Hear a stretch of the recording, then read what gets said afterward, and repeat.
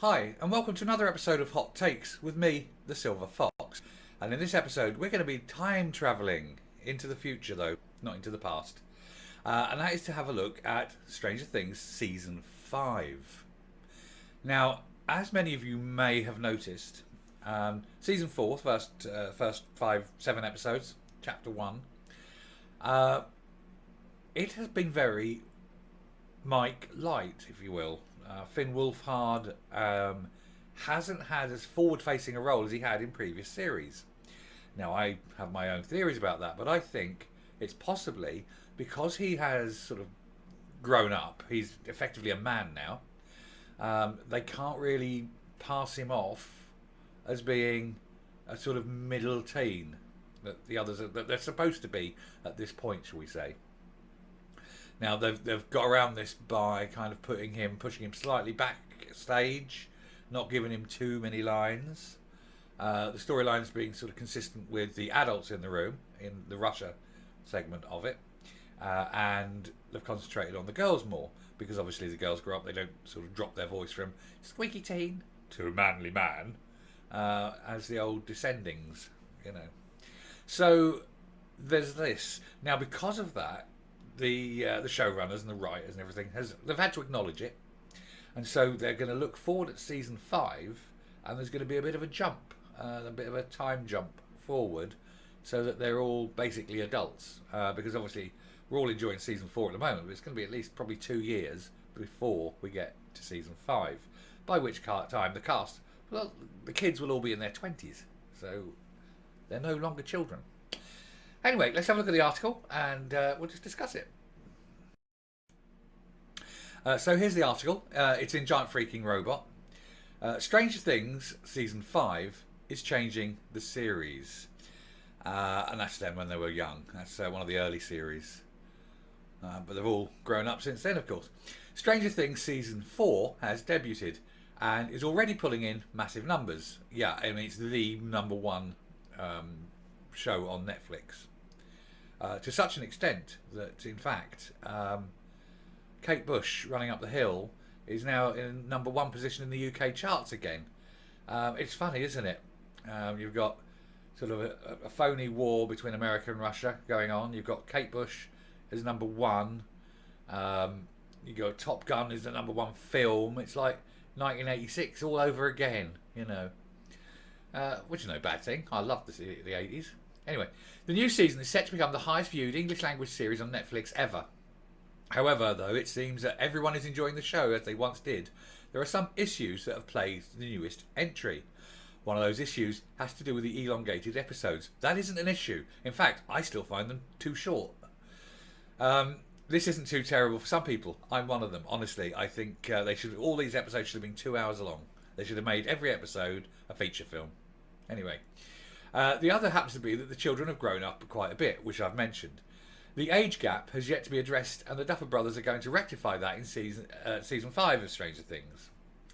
Yeah, I mean, you've got to look. The kids, well, the three main cast, I know there's the 4 boys, but if you take the younger one out, the 3 main boys, they're all in their 18, getting on for 19 now. 11 is 19, 18, 19. The younger boy is 16, 17 now.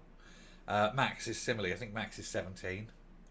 So they're all that sort of age group, but they're supposed to be sort of 15-year-old. It's starting to push it.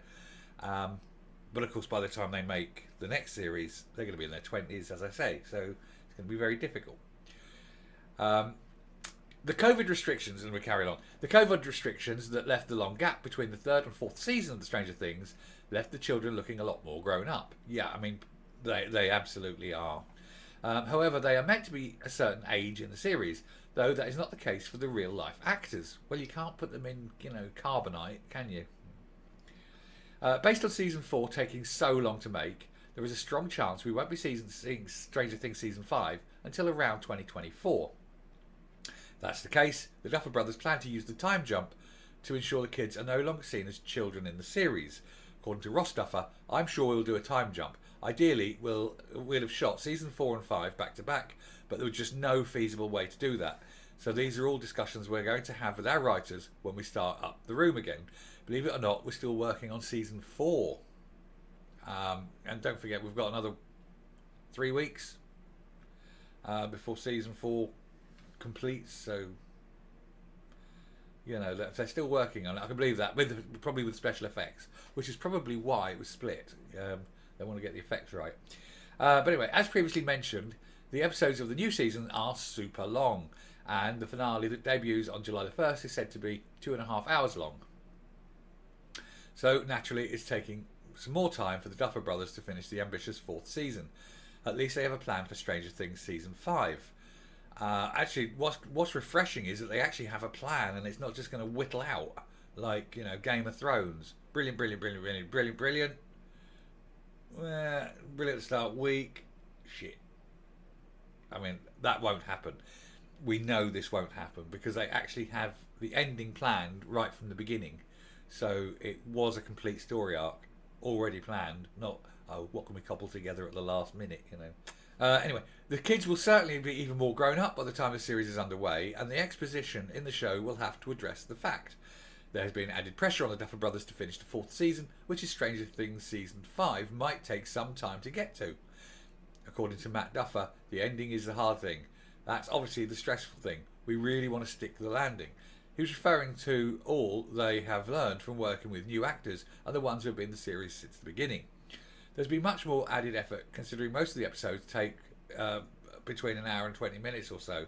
Also that the finale is going to take some time to complete, which is why it won't be coming out until July the 1st.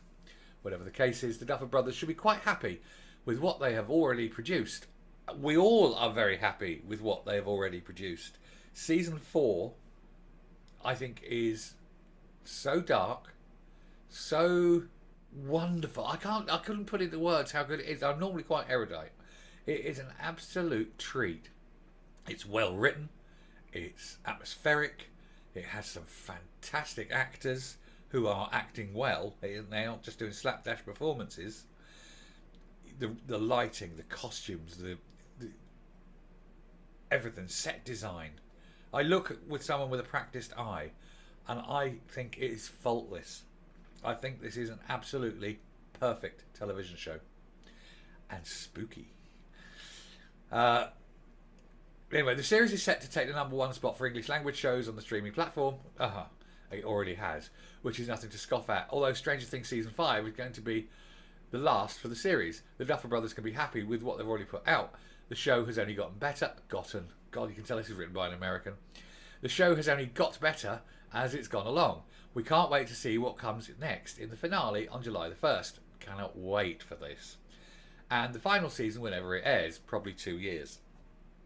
The time jump will show just a much older and hopefully more seasoned group of teens who can finally vanquish the Upside Down.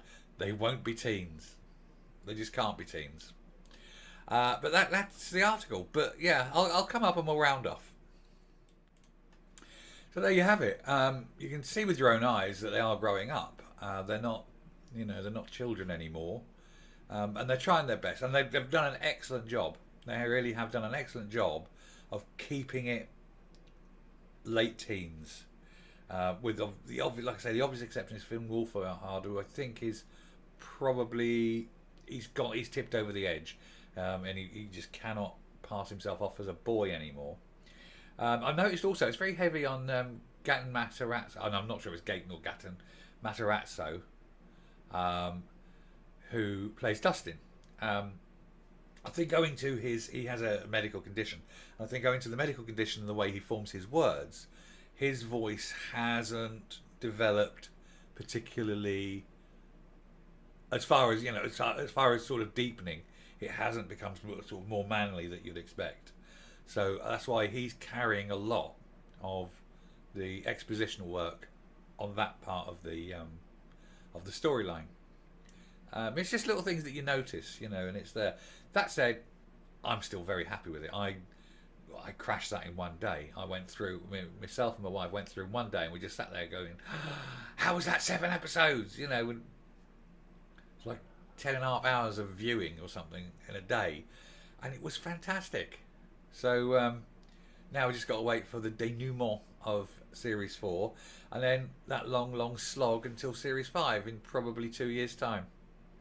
Oh, God.